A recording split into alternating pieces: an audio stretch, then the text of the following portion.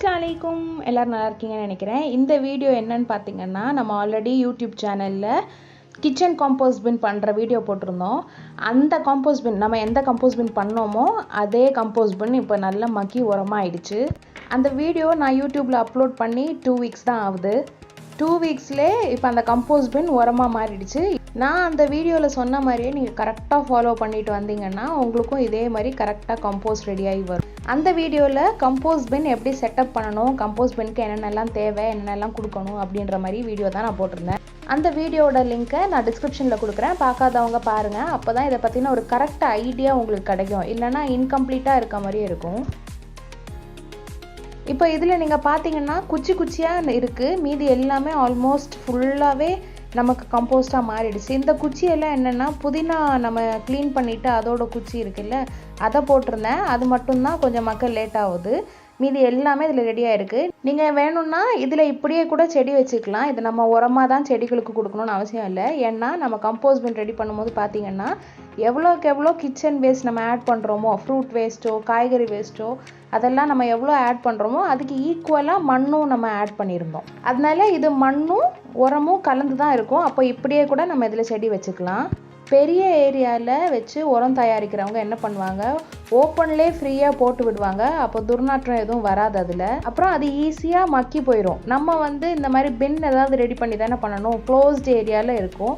அப்போ என்ன ஆகும்னா அதில் ஸ்மெல் வரும், அழுகி அந்த புழுக்கள் வர்றதுக்கான சான்சஸ் நிறைய இருக்கும். அதனாலேயே நம்ம எவ்வளோ வேஸ்ட் எடுக்கிறோமோ அதுக்கு ஈக்குவலாக நம்ம மண்ணை ஆட் பண்ணுற மாதிரி இருக்கும்.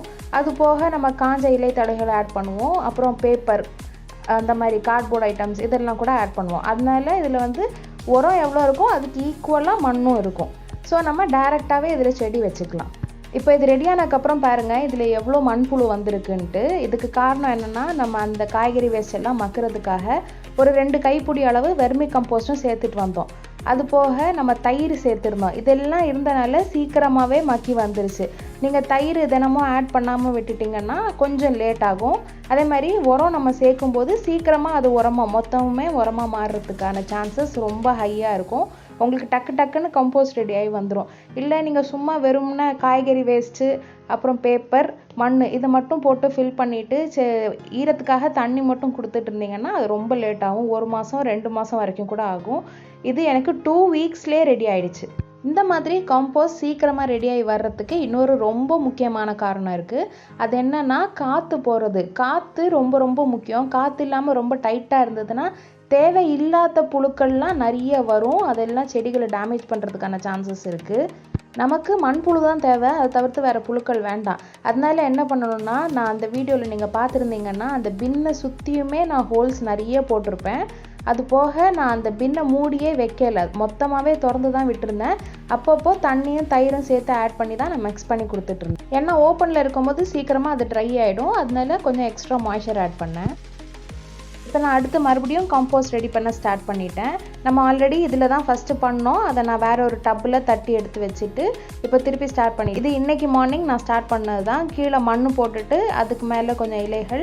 இந்த மண் என்னென்னா ஆல்ரெடி நம்ம இப்போ கம்போஸ்ட் ரெடி பண்ணோம்ல, அதுவும் மண்ணலும் ரெண்டுத்தையும் சேர்த்து மிக்ஸ் பண்ணி தான் நான் போட்டிருக்கேன். அதனால நான் வெர்மி கம்போஸ்ட் இதில் ஆட் பண்ணல. அது போக இன்றைக்கி காலையிலோட அந்த வெஜிடபிள் வேஸ்ட் எல்லாம் ஆட் பண்ணிவிட்டு திருப்பி மேலே நான் பேப்பர் போட்டு அதுக்கு மேலே மண் போட்டுட்டு நான் தயிர் ஊற்றி விட்டுருக்கேன் மேலே. இப்போ நான் என்ன பண்ணேன், நம்ம ஆல்ரெடி அந்த உரத்தில் புழுக்கள்லாம் இருந்ததில்ல, அதிலிருந்து கொஞ்சம் எடுத்து நான் இந்த இதில் சேர்த்துருக்கேன். அப்போது இது சீக்கிரமாக கொஞ்சம் மக்கி வர்றதுக்காக. நான் சின்ன சைஸில் கம்போஸ்ட் பின் எடுத்துருக்கிறதுனால எனக்கு இது சீக்கிரமாக ஃபில் ஆகிடும். 1 வீக் to 10 days தான் டைம் எடுக்கும். அதுக்கப்புறத்துலேருந்து ஒரு 2 வாரத்தில் கம்போஸ்ட் ரெடி ஆகிடுது எனக்கு. அப்போ எனக்கு டக்குன்னு கம்போஸ்ட் ரெடி ஆகி வந்துகிட்டே இருக்கும். சில பேர் என்ன பண்ணுவாங்க, சூஸ் பண்ணும்போதே பெரிய பின்னாக சூஸ் பண்ணி எடுப்பாங்க கம்போஸ்ட் பின். அப்போ அது என்ன ஆகும், அந்த கம்போஸ்ட் பின் ஃபில் ஆகி வர்றதுக்கே ரொம்ப நாள் ஆகிடும். 1 month 2 months கிட்ட ஆகிடும். அதுக்கப்புறமா அது மக்கி வர்றதுக்கு குவான்டிட்டி நிறைய இருக்கிறதுனால இன்னும் ரொம்ப லேட் ஆகும். அப்போ நம்ம சின்னதாக கம்போஸ்ட் பின் நம்ம ரெடி பண்ணிக்கிட்டோம்னா டக்குன்னு நமக்கு கம்போஸ்ட் ரெடி ஆகிட்டே இருக்கும். சின்னதாக 2-3 கூட நம்ம செட் பண்ணி வச்சுக்கலாம். அப்போ ஒன்று காலி ஆகும்போது இன்னொன்று ரெடி ஆகிட்டே இருக்கும். அந்த மாதிரி செட்டப்பில் கூட நம்ம பிளான் பண்ணிக்கலாம். இப்போ இது பார்த்தீங்கன்னா ஆல்ரெடி நான் இன்றைக்கி மார்னிங் நான் வெஜிடபிள் வேஸ்ட்லாம் ஆட் பண்ணி போட்டிருந்தேன்னு சொன்னேன்ல, அது ஃபஸ்ட்டு லேயர் தான் போட்டிருந்தேன். இப்போது நான் அதுக்கப்புறம் எனக்கு கொஞ்சம் இந்த ஃப்ரூட்டோட வேஸ்ட் எல்லாம் வந்தது, அதை எல்லாத்தையும் மறுபடியும் நான் கொஞ்சம் லேசாக கிளறி விட்டுட்டு அதுக்கு மேலே இந்த ஃப்ரூட் வேஸ்ட் எல்லாம் நான் ஆட் பண்ணிக்கிட்டேன். நம்ம இந்த மாதிரி வேஸ்ட் எல்லாம் ஆட் பண்ணும்போது சின்ன சின்னதாக கட் பண்ணி போட்டோம்னா சீக்கிரமாக நமக்கு ரெடி ஆகிடும். இப்போ இது எல்லா இடத்துலையும் இருக்கிற மாதிரி கொஞ்சம் விரித்து விட்டுட்டு இதுக்கு மேலே நான் அதுக்கப்புறம் பேப்பர் ஆட் பண்ணிக்கிட்டேன். நம்ம நியூஸ் பேப்பர் ஆட் பண்ணிக்கலாம், இல்லை காஞ்ச இலைகள் ஆட் பண்ணிக்கலாம், இல்லை வேறு ஏதாவது இந்த கார்ட்போர்ட் ஐட்டம்ஸ் மாதிரி இருக்கிறதெல்லாம் கூட கட் பண்ணி ஆட் பண்ணிக்கலாம். நான் நார்மலாக ஆல்ரெடி யூஸ் பண்ணி கம்ப்ளீட்டான அந்த பேப்பர்லாம் இருந்ததில்ல, அதெல்லாம் சின்ன சின்னதாக கட் பண்ணி இது மேலே ஆட் பண்ணிக்கிட்டேன். அடுத்து இதுக்கு மேலே நம்ம ஆல்ரெடி நான் சொன்னேன்ல ரெடி பண்ணி வச்சுருந்த கம்போஸ்ட் கூட கொஞ்சம் மணல் சேர்த்து மிக்ஸ் பண்ணி நான் அதுக்கு மேலே போட்டுக்கிறேன். இந்த மாதிரி நம்ம ஈக்குவல் அமௌண்ட்டாக வேஸ்ட்டையும் மணலையும் சேர்த்து ஆட் பண்ணும்போது கொஞ்சம் ஈஸியாக இருக்கும், நமக்கு ஸ்மெல் எதுவும் வராது. நான் இதை பால்கனியில் தான் வச்சுருந்தேன், நமக்கு வேறு எங்கேயும் ஸ்பேஸ் கிடையாது, எனக்கு ரூமுக்குள்ளே கொஞ்சம் கூட ஸ்மெல் வரல.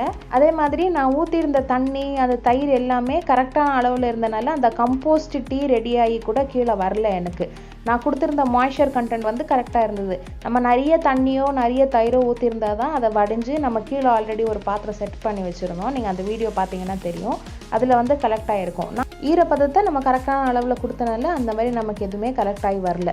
வீடியோ பிடிச்சிருந்தா லைக் பண்ணிட்டு மறக்காமல் சேனலை சப்ஸ்கிரைப் பண்ணுங்கள். அந்த வீடியோட லிங்க் டிஸ்கிரிப்ஷனில் கொடுக்குறேன், மறக்காமல் பார்த்துட்டு போங்க. Tata by.